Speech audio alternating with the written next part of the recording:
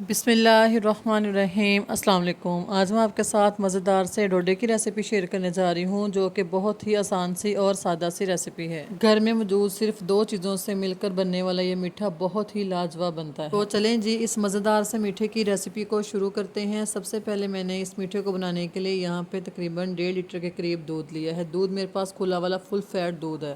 جیسے ہی دودھ میں بوائل آئے گا اور تقریباً یہ پک کے آدھا رہ جائے گا تو میں اس میں 1 چمچ کے قریب لیمن کا رس ڈال دوں۔ لیمن کا رس ڈالنے کے بعد اس میں مسلسل چمچ کو چلائیں گے۔ اب میں نے اس میں شکر ڈالی ہے۔ اگر آپ کے پاس گڑ ہے تو آپ گڑ کا استعمال کر لیں، لیکن میں نے اس میں شکر کا استعمال کیا ہے۔ شکر ڈالنے کے بعد میں مزید اس کو اچھے طریقے سے پکاؤں گی۔ یہ اتنا مزے کا میٹھا بنتا ہے کہ اگر آپ اس کو ایک دفعہ گھر پہ بنائیں گے تو آپ اس کو بار بار بنائیں گے۔ میڈیم آنچ پہ بناتے ہوئے آپ چیک کر سکتے ہیں کہ یہ اس کنڈیشن میں ہمارے پاس آ چکا ہے۔ دودھ وغیرہ جو ایکسٹرا تھا وہ سارا خشک ہو چکا ہے۔ اب میں اس میں 1 چمچ ڈالوں گی دیسی گھی کا، اور اس کے بعد میں اس کی تقریباً 2 سے 3 منٹ تک اچھے سے بنائی کروں گی، اور ہمارا یہ زبردست سا میٹھا ہو چکا ہے تیار۔ اب ہم اس کو روم ٹمپریچر پہ ٹھنڈا کریں گے۔ جیسا یہ تھوڑا ٹھنڈا ہوگا تو میں اس کو کنٹینر میں ڈالوں گی، اور اس کو تقریباً 3 سے 4 گھنٹے کے لیے میں فریج میں رکھ دوں گی تاکہ یہ اچھے سے سیٹ ہو جائے۔